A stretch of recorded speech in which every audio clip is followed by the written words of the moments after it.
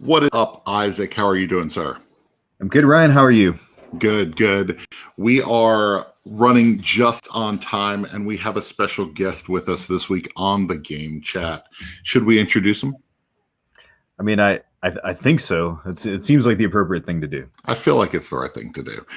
This is Grant Lyon, comedian and also a board game designer, and he reviews board games on the side when he's not doing comedy, when he's not doing his thing. He's reviewing board games. So what's up, Grant? I appreciate you having me. Thank you. I will say it would be weird if you had me as a guest and never introduced me. You're like, nah, we're going to keep him in the waiting room the whole time. He's just going to sit back there. Exactly. So we're coming off, April. It's April. We just passed April Fool's Day. And, I know on oneboardfamily.com, we run April Fool's jokes every year, just as articles or a little video or something.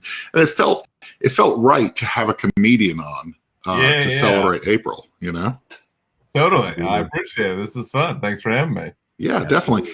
So before we get started on our topics and talk about games, why don't you tell us a little about how you got into board gaming? Like how did the world of comedy and board gaming come together for you?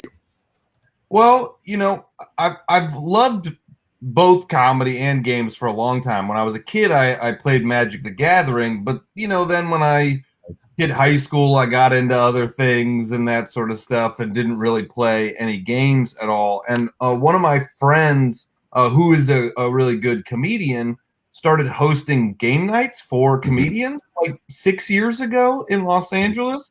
And they were some classic modern games that are great, like code names or illustrations, things like that.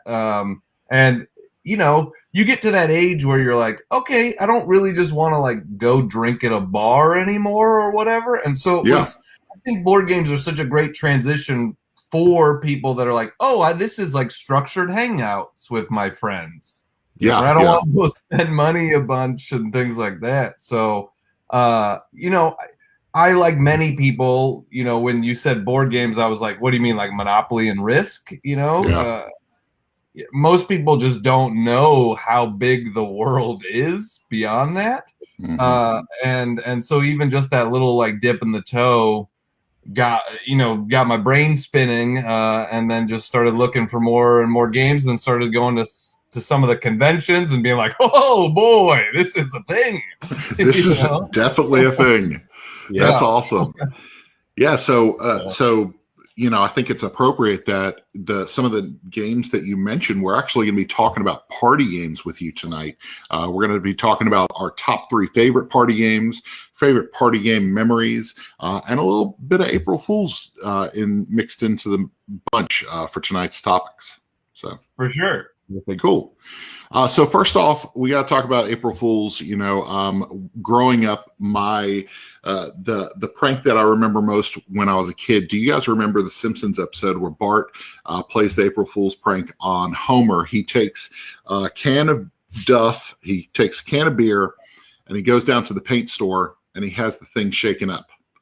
He brings the can of beer back and it's bubbling. It's like vibrating. He puts it into the fridge and he puts it right there in the center. He closes the refrigerator door. Homer walks up to it.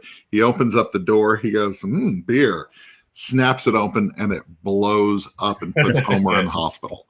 That was my, I wanted to see that in real life. When I was a kid. So let's talk about April Fool's pranks. Do you have one from your childhood that you remember that you're like, man, that was a good one? Nothing that I was able to do effectively, right? None of the Home Alone type of instant damage type of things I would have liked to have done. I did manage to convince my younger sister to get up on a ladder to go onto our roof and then put the ladder away and leave her there. And Dad found her a couple hours later. That one was that was more getting in trouble than anything else. But the one I've always wanted to do, and I've just never had the heart to do it to somebody, is the candied onion, where you take the whole onion, peel it, and candy it so it looks like a candied apple, stick a stick right in it, and then hand it some, because they'll get that crunch, right? Oh, yeah. onion. I just don't know who in my life I want that angry at me to do that to. That's a good one. I haven't thought about that. Good one. Yeah, that's a solid one. Someone can't be too mad at you for doing that. Yeah. Depends on who it is. I like onions, so I don't know if I like onions that much, but yeah, yikes. So I will say I come from a family that likes doing pranks. Okay. But interestingly enough, we avoided doing April Fool's pranks because they were almost too predictable. Yeah, right? Nobody believed, like, we've tried to get each other with April Fool's things, but everybody is too on top of it. You know, everybody's like, nope, not today. I'm not believing that. Yeah. But I will tell you some of the best pranks that we've done as a family. I'll give you a couple of them. They weren't specifically April Fool's pranks, but they were solid pranks, and I feel like that fits the mood of what we're doing right now. Absolutely. One, when my brother was like 13, all he wanted was a skateboard. But I will tell you some of the best pranks that we've done as getting feedback. Yeah, weird. I've never had that happen before. That's interesting. Yeah. Sorry, everybody. But my dad, my brother had 4 months talked about wanting a skateboard for Christmas. It was the only thing he wanted. And my dad made this huge scavenger hunt, like literally probably 12 different clues, and they all rhymed and they were all over the house. And it was like, here's your last gift. And it went to the final stop was the garage. And my brother was taking German in school, and it was a German to English dictionary. Oh, no. And my brother is like, he's a very much of like a sweetheart, like a people person. So you could see that he was like trying not to cry, but he was like, it's a really great gift, and I just really love it. And then they were like, nope, prank, here's your skateboard. There we go. So that was a pretty good one. The best prank I ever did was when I was in college. We my freshman year in the dorms, we decorated the whole dorm hall for Halloween.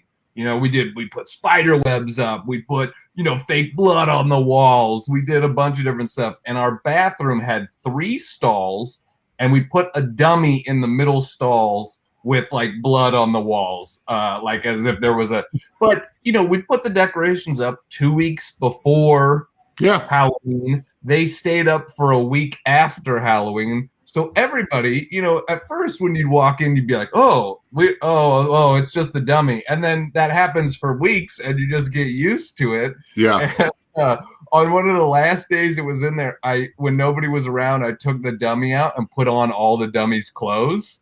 Nice. And then just went and sat there in the bathroom in the exact same position. There we go. Yep. And so I didn't yell, I didn't scream, I didn't do any of that sort of stuff. When people would walk in and turn the bathroom light on, all I would do was just stand up. Mm-hmm. I got so many people. And then I made people promise to be quiet, and not go tell anybody, so that I could get more people. Oh, that's awesome. That was for Halloween, we used to do that stuff. Me and my dad, we would set up these elaborate little systems and scare kids. We would have a dummy out there for a couple days, and then we would have one of us dress as the dummy and scaring kids all day long. It was my favorite part of Halloween. For April Fools, I always wanted to do the cellophane on the toilet. You see it in movies. Yeah. You put the cellophane on the toilet, and people are like, oh. I remember as a kid doing that 2 or 3 times and waiting for my brother to go to the bathroom. And then as he comes out, I'm like, yeah. And he was like, there was this weird paper stuff in the toilet. I was like, how did it fall in? Every single time. I was like, what am I not getting? Do I need to glue it down? What do I need to do? So that never worked. I always wanted to do that. So see, that's the good part. My kids don't know that prank, so I'm sure I could get them right now. Like as soon as we end this, I could probably do it to them. So that sounds like a promise to me. Sounds like something I'm going to report back on later. Yeah, please. Yes, please. I also, I went to summer camp every summer in like a sleepaway camp in Colorado, and pranks were like a big deal there. Everybody trying to come up with the best prank and that sort of stuff. And the best one I ever did is we had a lake, and there, camps are big on ritual, right? It's like you do the same thing also every morning. We would wake up, the bell would ring, everybody would go out to the lake where there was a little sort of isthmus and a flagpole, and we'd raise the flagpole and do like the Pledge of Allegiance. And in the middle of the night, I snuck out of the cabin, and I was like good at climbing stuff when I was a kid. So I climbed the flagpole with like clear packing tape and taped the rope pulley system to the pole. Yeah. But it was like the clear packing tape, so you couldn't see it that well. You're like, why is this not working? Yeah. And so like the three kids the next morning walk out and they're like tugging on it and it won't work. And, I loved camp, but there are also, the types of people that take it like too seriously. And if the ritual isn't followed, it means the end of the world is happening. And those people just started, I was probably 14, 15, and like just kids all around me just started crying. Like, we have to raise the flag. We have to raise the flag. That's really good. And the best part of it was then some counselors come out there and they're tugging on it and they can't get it to move. And then the camp director gets up in front of the whole camp and goes, "Look, I'm like legitimately impressed. I don't know how somebody climbed it and taped it. So if you're willing to like climb it right now and take the tape down, you won't get in trouble because we don't know how to get this down." That's awesome. Yeah. So I got like all the credit and none of the like in troubleness. Nice. Did you climb back up? Yeah, I climbed back up and took it down. Yeah. Man, So I've never had the dexterity to climb something like that. I would fall out of a tree if I was 6 feet up. Speaking of flagpoles, the flagpole scene in Christmas Story always intrigued me. Like that kid gets his tongue stuck to the flagpole and it looks like gum as he's pulling it away. I'm like, there's no way that's real. So one day my parents are out of the house. I'm like 12 years old and they started leaving us alone, about 12 years old, somewhere around there. So I'm like, I'm going to put the metal ice cream scoop into the freezer. It's the same metal, right? Let's see if this thing actually works. I stuck it in the freezer for hours. They're out of the house. I'm like, let's test this. I put it on my tongue after it's been frozen for hours. And I'm like, this is really stuck. And stupid me doesn't think the sink is right here. Let me just put some hot water on it. Right. I start freaking out and I rip the thing straight off my tongue. I ripped a hole in my tongue and I'm sitting there. That sounds so painful. Bleeding. And I'm like, this really does work. Why? Why would they show this to us? It was freaking me out. And so, but I never told my parents because like I couldn't taste anything for days. Oh, sure. I mean, it was messed up. I like the kid logic of like, let's do this when nobody is around, so nobody's here. Absolutely. Yeah. You can't get in trouble if no one's here. Yeah. So cool. Let's talk about some games. This is the game chat after all. So we want to talk about party games, and we'll allude to the fact that you have actually designed a party game. We'll talk about that in a little bit. But what is one of your favorite memories from a party game, or maybe a party game that brings back some special memories for you? Well, one of my favorite memories from a party game is from Codenames. My family has a house up in the mountains, and so once a year, I'll get 4 or 5 friends, and we'll go up to the mountains and do like a board game weekend. and we were doing like a code names night one night where we were just playing. I mean, that's a game everybody knows. You can just kind of play back to back to back, play a bunch of rounds, and my team had won like 3 games in a row. Mm-hmm. Right? We had, for whatever reason, and my buddy Dave was just getting so mad. He hadn't been the code giver yet. And he was like, man, when I get there, we're going to crush you. We're going to, just wait until I get it in control, right? Yeah. And so he comes out. He's finally the code giver, right? He's finally the guy. He gets to give the clues.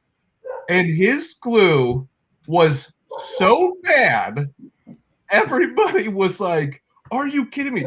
I still remember his clue, 4-5, was great.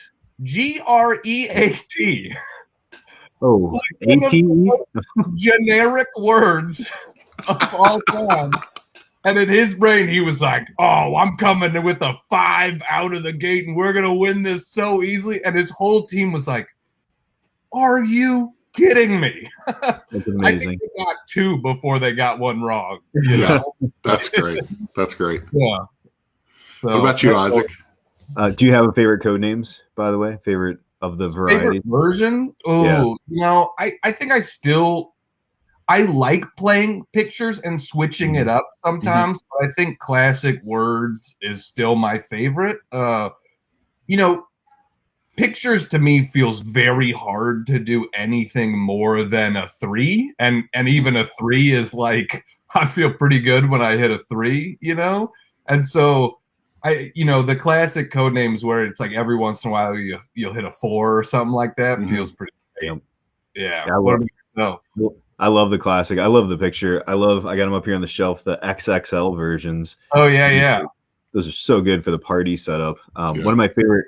I was just thinking about this because you said code names. The year code names came out, we're at Origins. I'm trying to remember if that was 16, 17, somewhere in there. I think it was like 16. And everybody's going nuts, right? Everybody, midnight games we're playing at all the big tables, playing code names. And what we did is we actually took board games, and people ended up doing this, and you saw this all over Facebook. But I remember we sat 20 or 25 board games on the table and played code names board games, trying to tie together all these different titles. Oh, that's cool. That's fun. It was about as meta geek game as it could be. Yeah, that's great. But great. One of my favorite games to watch played, not necessarily be a part of, because I feel like it's kind of a munchkin-y game where I get lobbed up on, but I think it's my medical background, is this guy. I don't know if you guys have seen this at all. I don't Organ know. Attack, yeah. Is hilarious. You get a section of organs, you get, I'm gallbladder and heart and kidney, and then people are attacking you. They're like, oh, I'm going to give the gallbladder gallstones, or I'm going to give you, cancer, your organ's dead. And you're like trying to attack other people's organs. So this is a game that comes down to, you hear people screaming, no, they killed my kidney. No, somebody took out my spleen. It's a fun game to play with the kids and the adults and watching them. So this one, I always look forward to, even if I'm not playing it, kind of like doing one of these, like looking over to see, what kind of fun's going on the table. Nice. Ryan, yourself?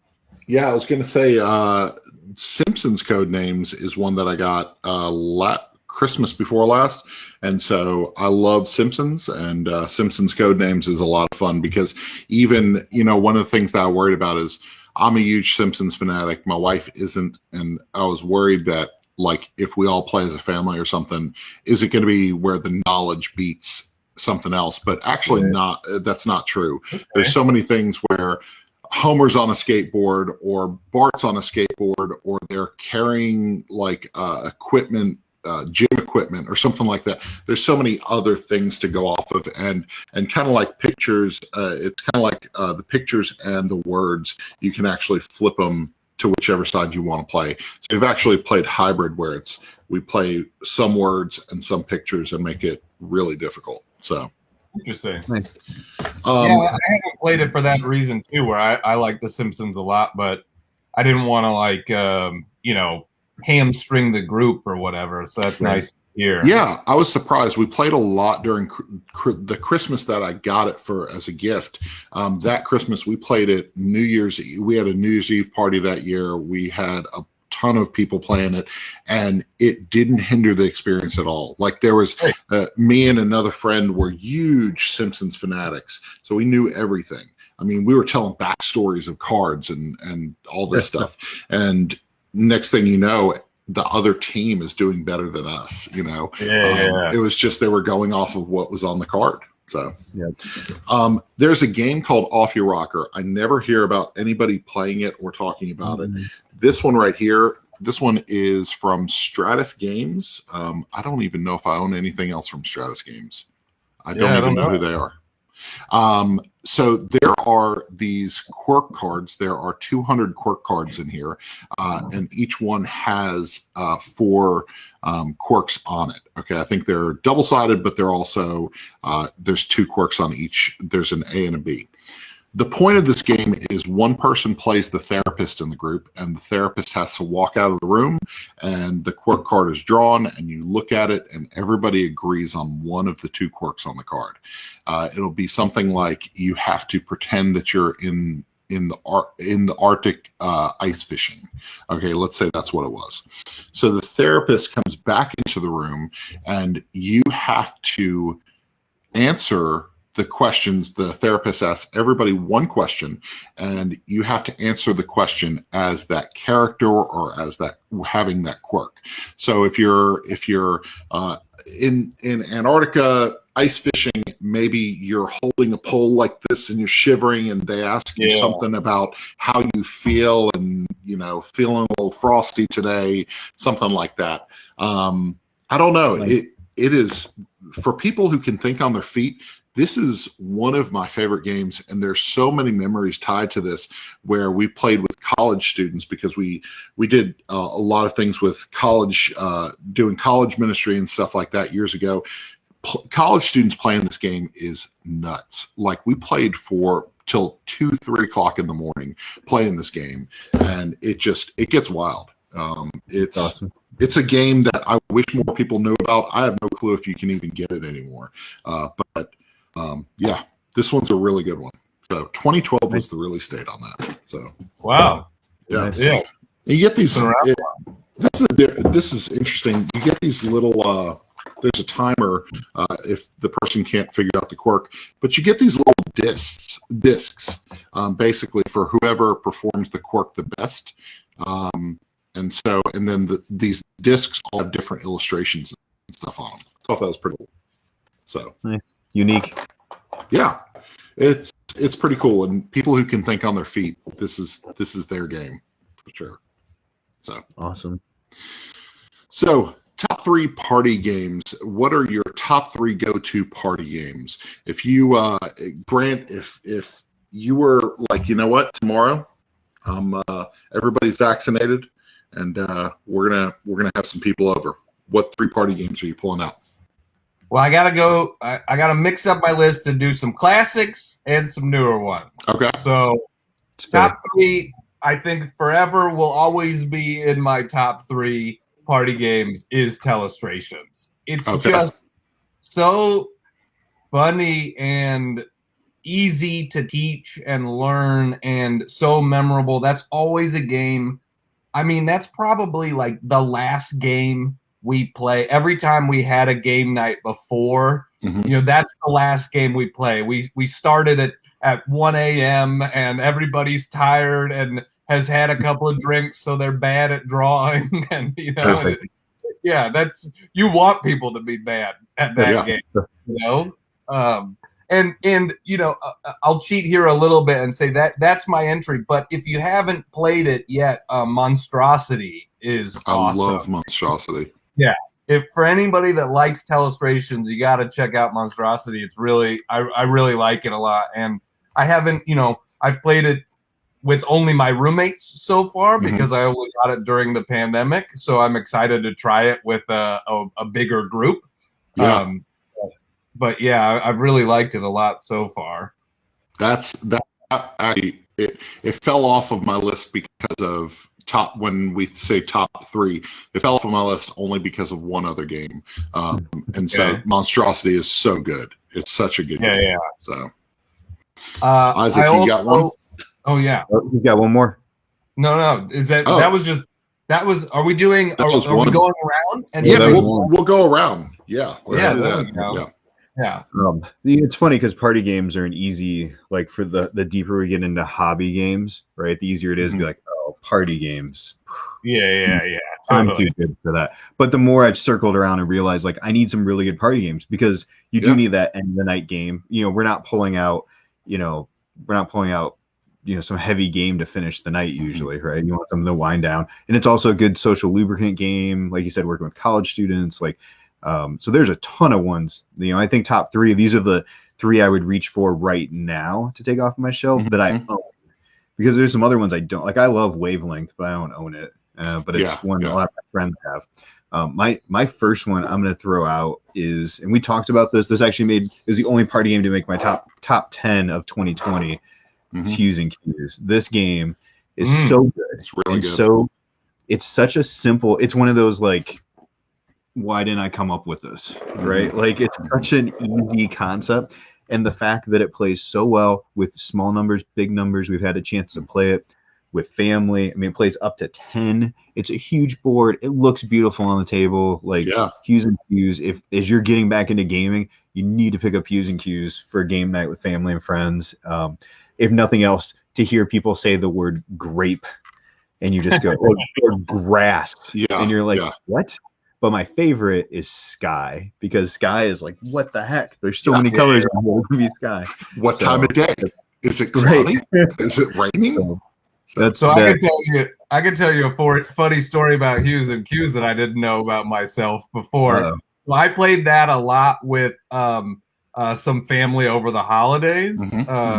Got together. My sister and I drove up to my mom and my aunt's place because we felt we could keep it safe by driving and stuff like that up to Oregon. And so we played a bunch of Hughes and Cues, and it was all of our first time playing it. And I apparently don't know colors. I did not know that. I did not know that about myself because I was real bad at that game. Like literally, my sister was like Sage, and I was the next person to go. Like I'm the first person to right because sometimes if you're not the first person to put down your cone, you can be like, okay, well I didn't know what that was, but everybody else is going there.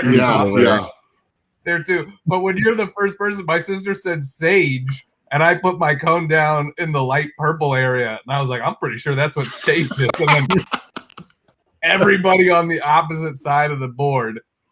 I am not exaggerating here. My aunt has gone blind later in life, and so she still we try to include her in different things, and so she basically described the colors like what she wanted it to be, and then my sister put her cone down for her, and she beat me every time.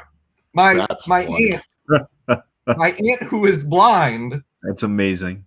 Beat me who was looking at the actual color. That's hilarious. Well, some of these games make you realize that you might be colorblind. So I didn't know my father was colorblind until we played Quirkle. We played Quirkle. He starts laying stuff down, and I'm like, "Is anybody else seeing a problem here?" And we all looked at the board, and we were like, "Do you know what color that is?" And he's like, "Yeah, it's blue." I'm like, "Not even close." So that's how we found out. That's how I found out my father-in-law was colorblind. Oh wow! And actually, Josiah, my son, who's 15, he actually struggles a little bit with using cues in certain areas of the board, and so it frustrates him, but he still plays and enjoys the game. So. Yeah. See, they have an excuse. I'm just a dummy. I'm not colorblind at all. I'm just like when somebody's like chartreuse, I'm like, how? What? I've never heard of that. I don't know what that is. So yeah. So my first game, top 3 party games, I would have to say Finger Guns at High Noon.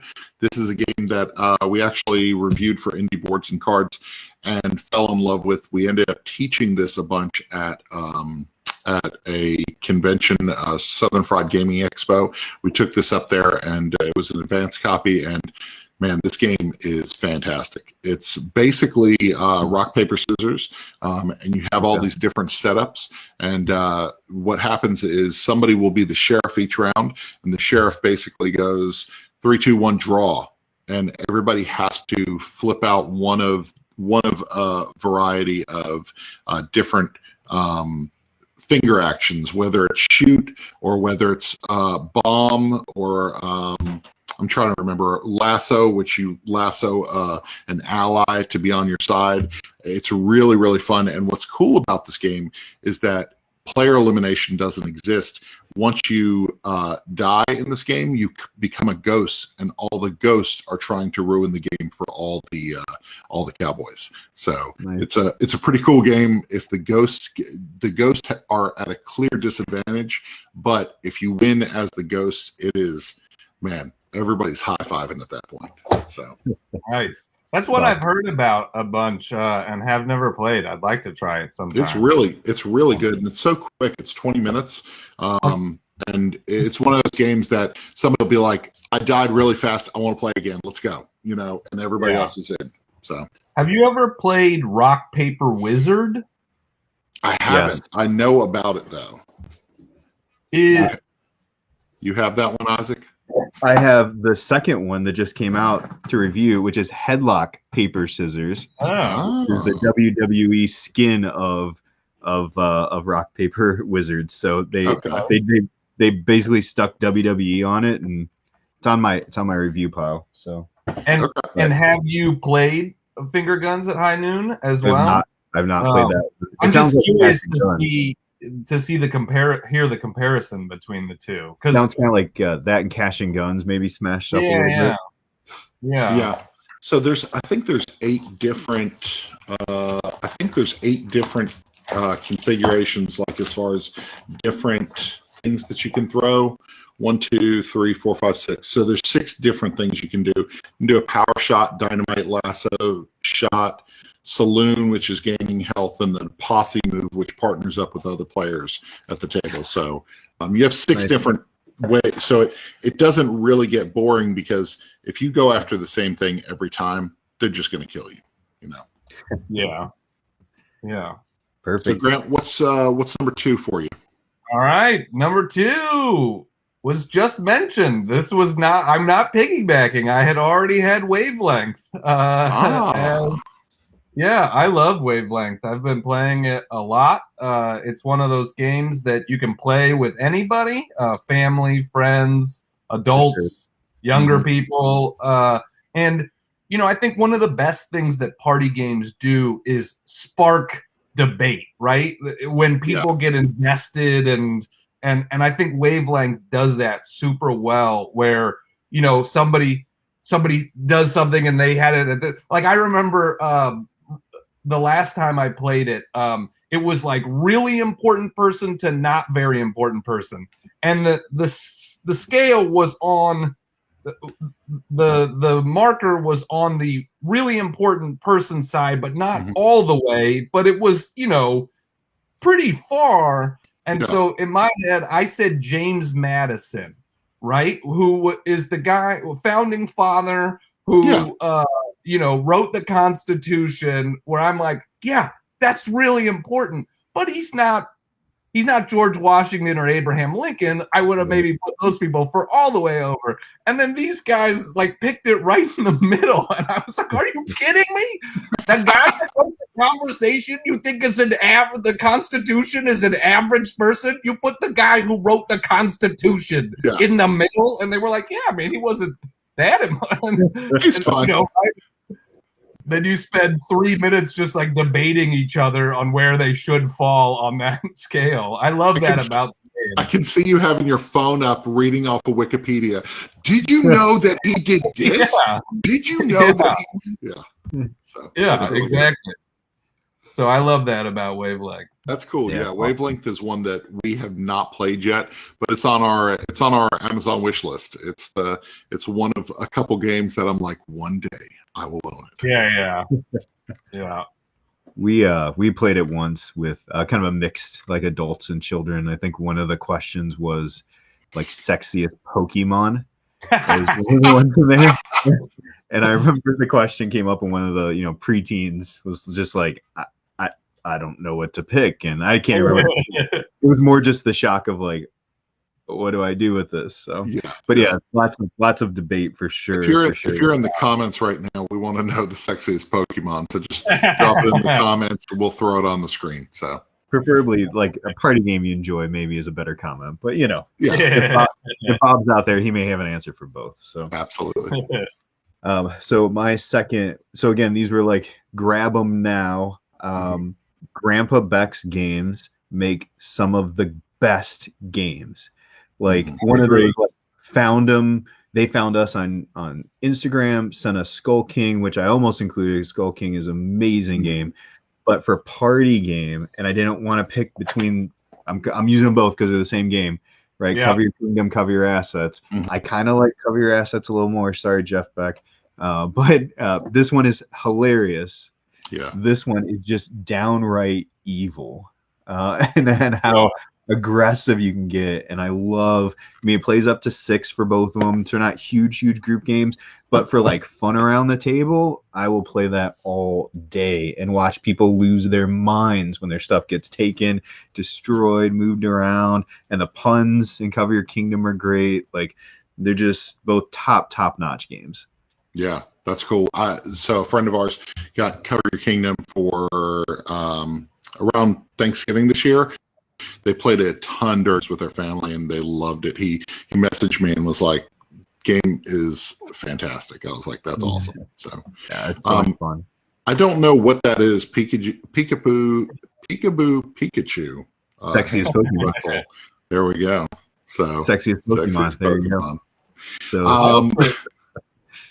Just to jump on the Grandpa Beck's bandwagon too, I think they're one of the best companies if someone's like just thinking about getting into games, right? It's like, this is a great place to start. Get a couple of their games, because a lot of their games feel similar to a classic card game that you've played, but they have a twist to them and that sort of thing. So I think they're a great, I like them a lot. I like their games a lot. Absolutely. 100% agree. Yep.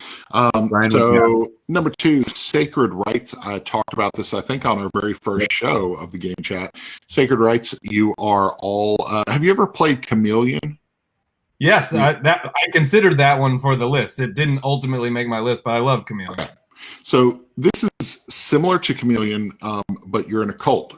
Everybody's sitting around the table, and you all have a card with either a little window in it or something that says that you're an outsider on the back of the card, and somebody picks up a word and they slide it into their card, and they look at their card, and if they can see it, they're part of the cult of people. If they can't see it, it just says outsider. You have no clue what the word is. And so this card makes its way around the table, and everybody picks up these wooden tiles. I love the components of the game. Everything's wooden and cardboard. I love it. You pick up these wooden tiles, and you have to read off. It'll say something like color. What is it? The sacred color. I can't remember the verbiage anyway, but you say something along the lines of, you have to give a clue about the word that you saw. The people at the table who are outsiders, they're just making it up as they go along. They're just trying to fit in with the rest of the cult. And at the end, you find out who the cult members are, and you gain extra points if you can pick them out of the people at the table. It's a really, really fun game. It gets absolutely ridiculous with some verbiage and the way that you have to go about each round. Story Machine Games. This was one that we got at the end of 2020, and we played it all through Christmas and the beginning of the year, and fortunately it didn't make our top 10, but it would have been right outside of it. It is a really fun game. That's one I need to check out. That sounds really fun. Yeah, nice. It's good. You can play. We played at lowest count 4, which is fine, but when we played it at 8 one time, it was a blast. So yeah, nice. All right, circling back to last one. Yep. It's always hard to pick. I'm going to give a couple of honorable mentions out there, Okay. just games that I love. Just one.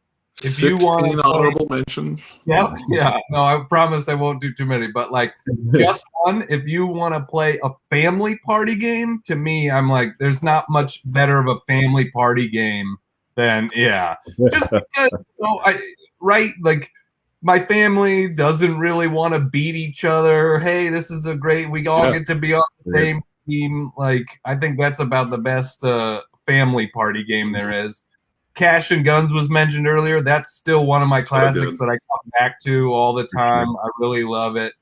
But my number one, I'm going with a game. Partly, I'm going with this one because I think it's underrated and needs to get a little more attention.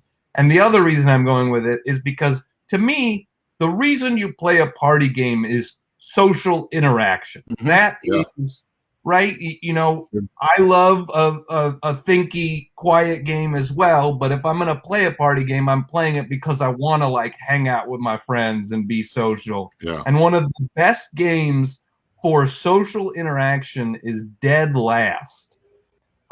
This is from. I've played that. Have you? Yeah. Yeah. They're colored cards, right? Yep. Is Everybody's. that right? Okay. Yes, that is right. So it's from Smirk and Dagger Games.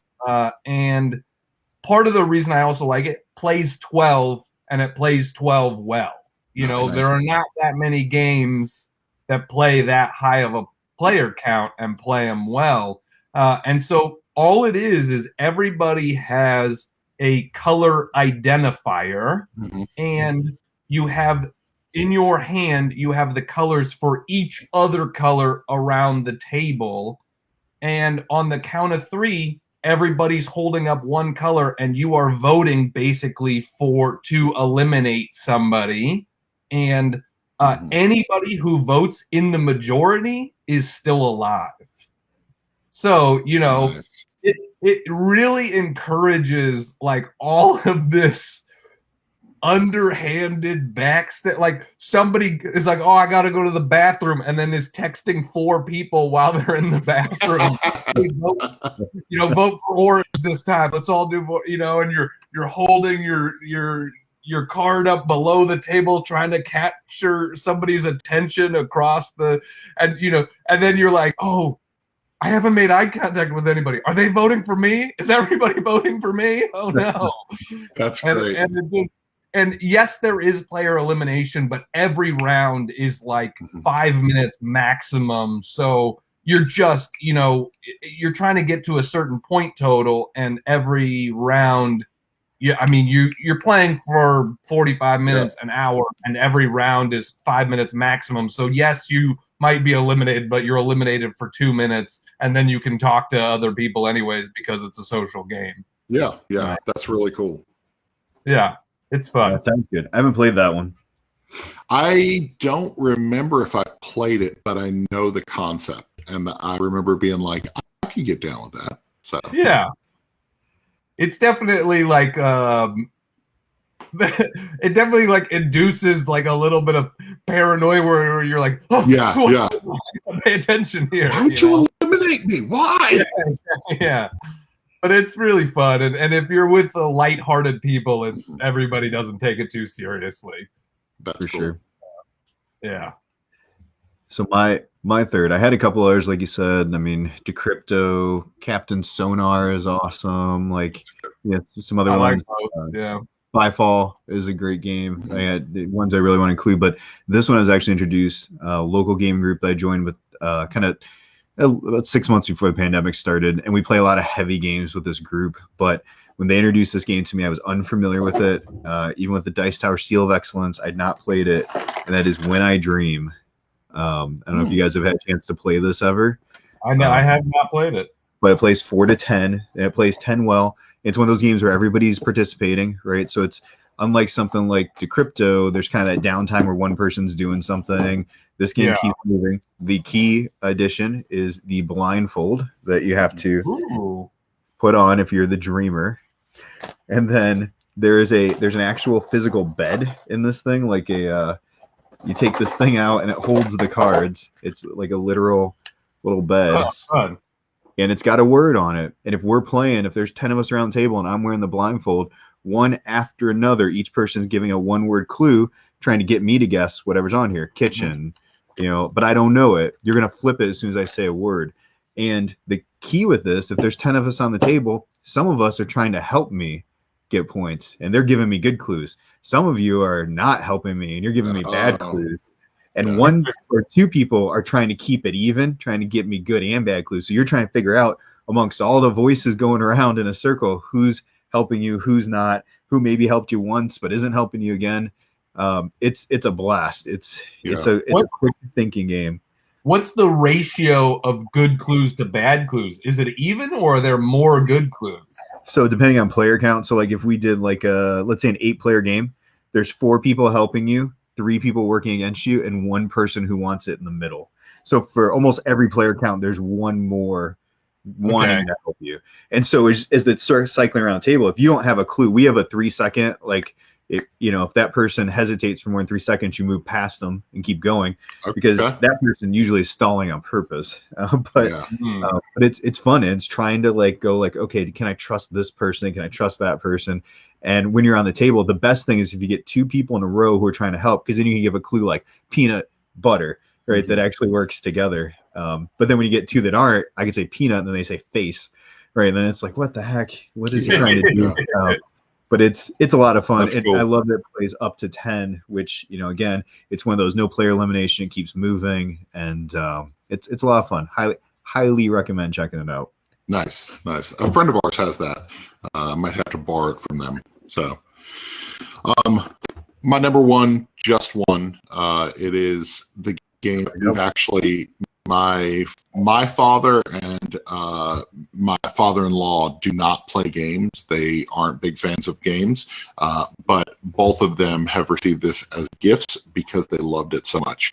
It's the one game that we can say anybody for just one, and every single time people will show up at the table, and we'll have the full player count at the table. So this has become. We play it a little too much at family events, but I'm really, the fact that this gets played, the fact that our parents are totally down to play it is super cool. So lots of fun memories with that. So yeah, I think that's probably replaced Codenames as my family, like my mom's generation, my mom and my aunt, like that's probably their favorite game, replacing Codenames. Nice. As people who don't play games very much, Yeah, absolutely. Jazz in the comments. Hello, fellas. So, hey, Jazz. What's up, Jazz? Our family, that's interesting, too. You say that, like, Codenames gets played a lot, but, like, with the parent generation, my dad especially loves Wits and Wagers. Like, that's, you got the big Vegas mat, and he loves the trivia, and I recently introduced him. I kickstarted the Ken Jennings one, the trivia game. It's the Half Truth, yeah, Half Truth, and that one's another fun. Like it's trivia, but it's not Trivial Pursuit, right? There's still a way you can try and reason through and double down. Yeah, we didn't really mention trivia games. I don't think those are usually like the hot thing, but Wits and Wagers is just like I can put that on the table, and anybody loves that. Yeah, I agree. I like Wits and Wagers a lot, and that is probably the first game my dad bought for himself and his own house after playing games with me. That's awesome. Nice. Yeah. That's really cool. So we've come to the point in the show where, Grant, let's shamelessly plug your game. So hey, thank you. Yeah, so Curmudgeon is the name of your game. Why don't you tell us about what it is and how this game came about? Yeah, so obviously, being a comedian and being somebody that likes making people laugh and being social, designing a party game made sense for me. I stayed in my lane, and so Curmudgeon is a game of silly insults. The best way I can describe it is it's sort of like Mad Libs for ridiculous insults. Mm-hmm. You are, the focus is supposed to be on the silly, the ridiculous, and not on like the mean. And the way the game works is everybody will have some life cards in front of them, and those are the aspects of a life that are open to being insulted. So I'm not just sitting here and insulting you. I'm insulting your scooter or your hamster or your spouse or your grandma or whatever the card says to insult. Yeah. And then you have some keywords in your hand, and you are basically throwing them together and just coming up with an insult. And to me, one of the things we put a note in the rule book, which was the people that just throw the random things together that barely make sense always do better at the game than the people who are sitting there trying to come up with an epic insult. Yeah, right? yeah. We want to encourage, because I think that's one of the biggest barriers to entry in the game is people go, oh, I'm not going to be able to do that. And in all of our playtesting and all of the times, we never met somebody who could not do it. Yeah, yes, yeah. there might be some people that were a little bit better than other people or whatever, but never did we meet somebody that was just like blank stare, couldn't come up with anything. Yeah, right? yeah. Because it is just like crazy ridiculous. I mean, not that I'm trying to plug my own game too much, but we're asking for like memorable moments in party games. Yeah. And that's one of the things, to me, also a good party game. You remember the moments and not the winner, right? You walk away thinking about the jokes and the laughter that was shared, not the people who walked away winning. And hopefully, to me, Curmudgeon does that. And there are jokes and insults that I've heard in a play test years ago that I still remember, right? Because they were just so crazy. One time somebody said they had the insult words, the words obese and night, and they said your hamster is so obese it uses a sleep apnea machine at night, or just crazy things like that. Nice. I remember one time somebody had had bird in front of them, and their insult word just said face, and in all like earnestness and all seriousness, they just leaned forward and they went, "Your bird's face looks like a bird." It's just so like dumb and silly. It made everybody laugh. Yeah. That's really cool. Yeah, I love the old man's face. You have a copy of it right there, Isaac. I love the old man's face on the front of the box of Curmudgeon. There we go. So thank you. Modeled after anybody? Nope, that was nope. That we just had originally we were thinking about putting like character standees sort of in the game, and I think we just didn't need them. It didn't. We found through playtesting and stuff like that we didn't need them, but we had hired an artist to do like 10 different characters for standees, and so that was actually one of the characters where we were like, nice. "Oh, this is just a super cool. We like this character a lot, and the face is striking." That was one of the things, just where you talk about going through a publisher versus self-publishing or whatever. We published it through 25th Century Games, and I'm very grateful for their contributions. Chad over there is great and knows his stuff. And one of the best things he did, I think, was change the box art. Actually, here I'll grab the old prototypes right here. Yeah. I love seeing like original stuff. Like I love the behind. We got a scoop, Isaac. You got to be behind the scenes scoop.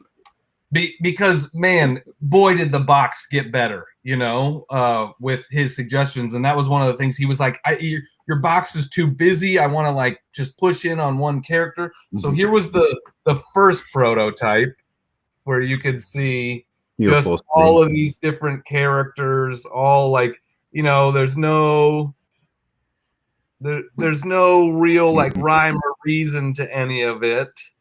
And then our second prototype got better. There's the second one where you're like, okay, this is more interesting than the other one, and not quite as busy. But then, hold up that other box, and I think it's way more striking on a shelf than for sure. than that is, you know. Yeah. That catches your eye quick. Yeah, much more so, and that was Chad really pushing for that. That's awesome.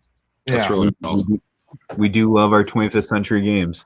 Yeah. 25th century games. If you check the comments and the show notes when we finish, you'll be able to check it out. 25thcenturygames.com. Look in their web store. Look up Curmudgeon. It's going to be a great game for when people getting back together, getting back around the game table and playing their party games. This is one you want. I know that's like one of the hardest things, right? Is releasing a game that plays great at 4 or 5 people during a pandemic is not ideal. And that's the thing. I mean, I feel like there have been some great ones with Monstrosity. You had Sacred Rites came out at the end of the year. Curmudgeon came out last year. Hues and Cues came out last year. I mean, the number of great party games that came out last year, it's just so sad. But the good part is now we have the supply of games so that when we all get together and things are a little safer, we're going to have a lot of fun. So, which we're all excited about. So we finish out the show every week with every time we get together with what are we playing. So Isaac, you want to go first with what you're playing right now? I can. I actually, as I've said in the past, I'm lucky to have some other guys that we've all been vaccinated, so we've got a chance to play some games together. I had a chance to play Anachrony a couple weeks ago, or a week ago. Heavy game, but I loved it. I loved the pieces. I loved the movement. Just a really, really fun game. It was one of those ones that like you sat down and 5 hours later after learning it and playing it, you're like, I could probably do that for another 4 hours. But yeah, it was a good, fun, heavy game. One of the lighter ones I've been playing with family actually that I really enjoy is from Renegade. They sent this one out to review is World's Fair 1893. Redone, remastered. I think this originally came out in, I want to say it was 2016. And so new art, new stuff with it. It's great. It's simple. It's like a 20-minute game. You're placing cubes. You're trying to move this ticker around the wheel to end the round. Have either of you played this, the original version of it? No, it's been on my list for a long time and never have. Yeah, it was a lot of fun. I think my sister-in-law owns it. I think so. I gotta check with her because now I want to play it again. but it is one of those, like, I mean, aesthetically, it's a pretty board. It's got pretty pieces, and by the time you're done, you felt like you made some meaning. I love a game that makes meaningful decisions in a 20-minute space, right? That I still feel like I got a good game. We talked about before, a lot of the pencil first games are similar like that, right? Meaningful decisions in quick spaces. So looks like Jazz is agreeing with me. I saw you threw it up there. Anachrony. It is. Yeah. It's crunchy. It's heavy, but man, it's a good game. I've seen the giant boxes that people have been getting. Oh, yeah. It's a big box. Grant, what you been playing? I've been playing a lot of After the Empire recently from Gray Fox Games. Just came out. It's a worker placement tower defense game. And it's one of those games. It's right on the edge of. It's literally like right on the edge of too much for me. But it's one of the more because I'm like a medium weight gamer. That's where I'm at. Like I don't, you give me like a 3 BGG ranking, complexity ranking, like that's where I'm at, and I'm not going over very much. I want to be able to play it in 2 hours, and I don't have patience for much longer than that. And After the Empire hits that sweet spot of like being about a 3, where there's a lot of decisions to make, but it still isn't too overwhelming. But I do like that I played it, 4 or 5 times, and I think my score has gone up every time, where you're sort of unlocking the strategy every time you play. You're like, oh, okay, I know now. Like, yeah, I focused on that, but let me do that. But I also need to mix in a couple buying some of these cards at the right time and that sort of stuff. And then, just tower defense in general is super fun. And, right. I am somebody that needs a little bit of luck in my game. I know some gamers, like, we want a Euro where there's like, I can think through every single thing. And to me, I want to be able to think through most things, but I need some luck element to like keep it exciting and keep me invested when there's no luck at all. Like, like Raiders of Scythia or a game like that to me is great, where it's like there's a lot of thinking. It's mostly worker placement, but there is dice rolling occasionally. Champions of Midgard, one of my favorite games of all time. There are plenty of ways to mitigate the luck, but there is going to be a little bit of luck in dice rolling. And after the Empire does that pretty well, because you can do all this stuff to upgrade your castle, but there are invader cards, and they're face down, and then you'll flip them over, and you don't know which way the invaders are coming from until you flip them over and get attacked. And so, there's every once in a while where you're like, I flip them over, and all three of these cards are coming from the east, and now I'm getting hit by 17 points from one direction. Yeah. And I'm dead. I'm getting sacked. My castle's getting sacked. That's awesome. Cool. Yeah, Very it's cool. fun. I've been playing. We're checking out the game King of 12. This is Lucky Duck Games. This is going to be coming out in the middle of the month or end of the month. This month in April. King of 12 is really, really good. We haven't even explored every single card in the box. You're basically, I think it's 7 cards you have, or 6 cards. 7, I think. It plays a little bit like Love Letter, where everybody's playing. Well, no, I can't say that.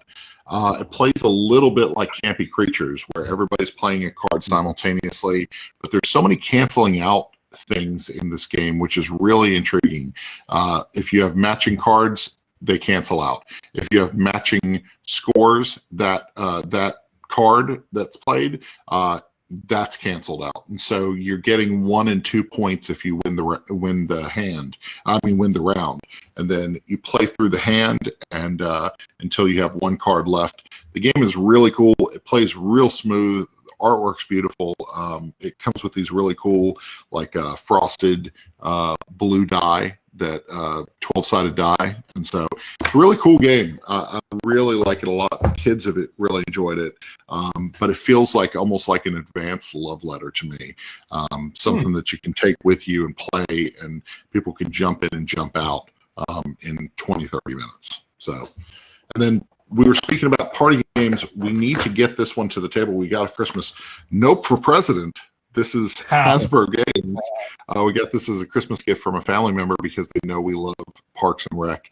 And some of these cards are ridiculous. And so we're trying to find time where we can get together with some people in a safe environment where we can go through this game, because these cards are absolutely insane. Basically, each round, somebody is the press, and they have to ask a question.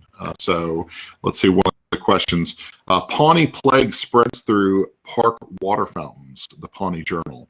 So that's the question from the press, and you have to answer using a blue card, which is a quote from Parks and Rec.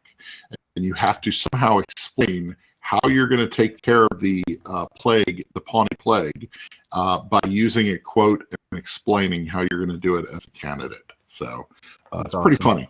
So yeah, Little Sebastian every time. That's the answer. Man, Little Sebastian's always the answer. So, cool. And where can people find your comedy? You've got videos out there all over the place. Where can they find your game recommendations? I want you point them to you. The easiest place is probably just youtube.com/Grant Lyon, which is Lyon.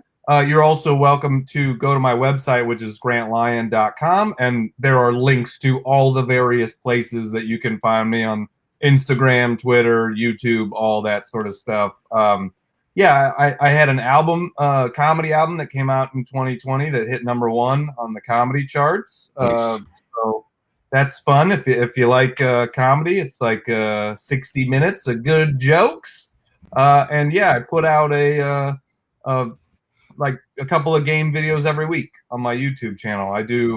The thing I do is a short and funny, hopefully, review of games. Yeah. So I like the format because yeah, I like the format because it's quick and it gives you an overview, but you do it with a lot of passion and just a lot of fun. So it's really good. Man. Yeah, the way I try to think about it is like, watch a video to get a recommendation for a game you don't know about, or get a laugh about a game you do know about.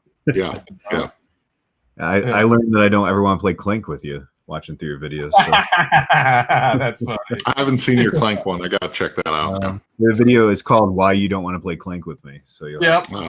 Is it the same reason?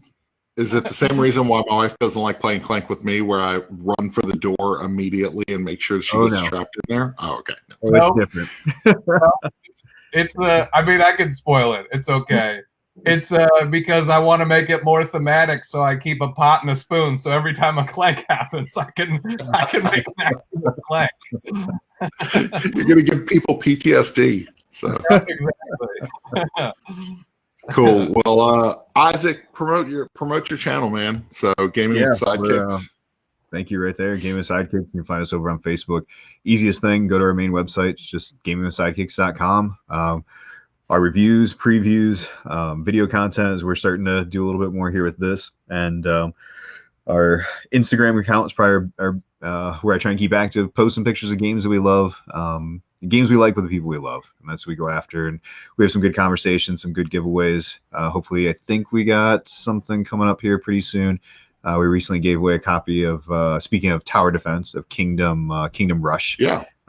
So, really good games out there. Come check us out at gamingwithsidekicks.com.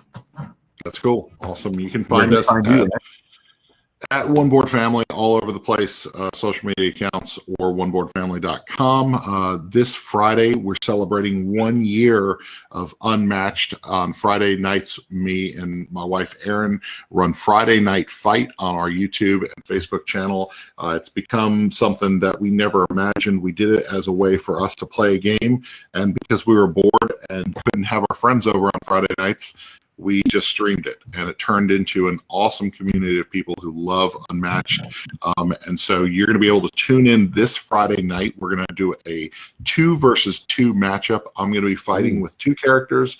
Aaron's going to fight with 2 characters, and Restoration Games has been kind enough to donate a giveaway of 1 promo card of the user's choice.